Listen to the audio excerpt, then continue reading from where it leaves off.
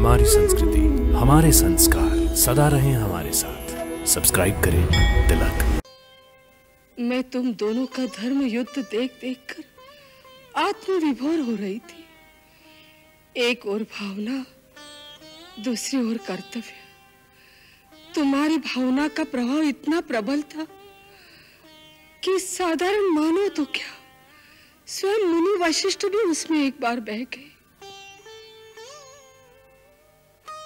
परंतु राम की कर्तव्य निष्ठा चट्टान के उस पत्थर की तरह है जो डूब तो सकता है परंतु लहरों की वेग में बह नहीं सकता।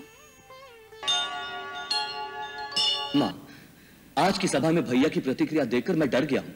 अब आपको ही मेरी सहायता करनी होगी। आप भैया को आज्ञा दीजिए, उनसे कहिए जैसे भरत कहता है वैसे ही करे। यदि आप सचमुच मुझे अपना पुत्र मानती हैं, तो कल की सभा में आपको यह कहना ही पड़ेगा।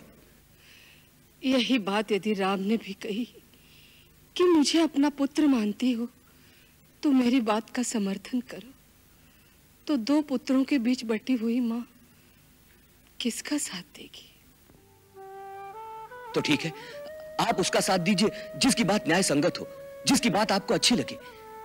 अच्छी लगना एक बात है और न्याय संगत होना दूसरी बात है। भरत, कई बार जो न्याय संगत होता है उसे मन को बहुत पीड़ा देता है। मुझे शब्दों के जाल में ना उलझाओ माता।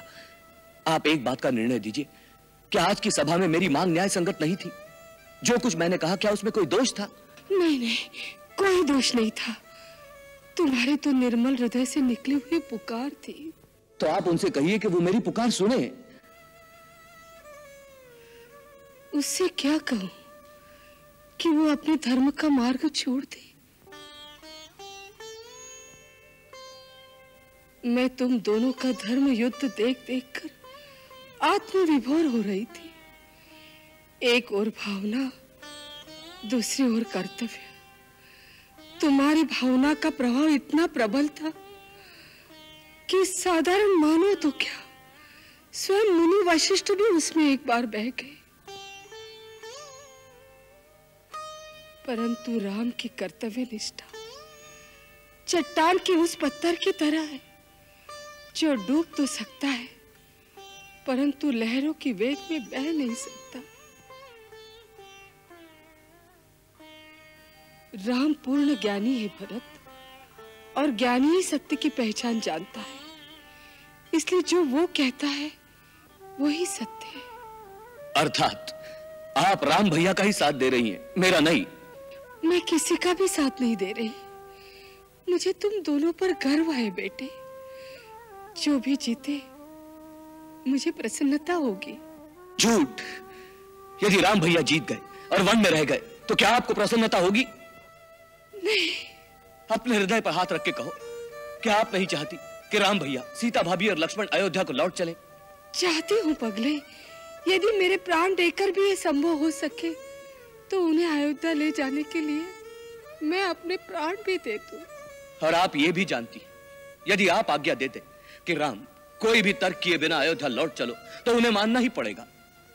हाँ, जानती हूँ। तो फिर क्यों ये आज्ञा नहीं देती हो माँ? क्यों ये आज्ञा नहीं देती हो?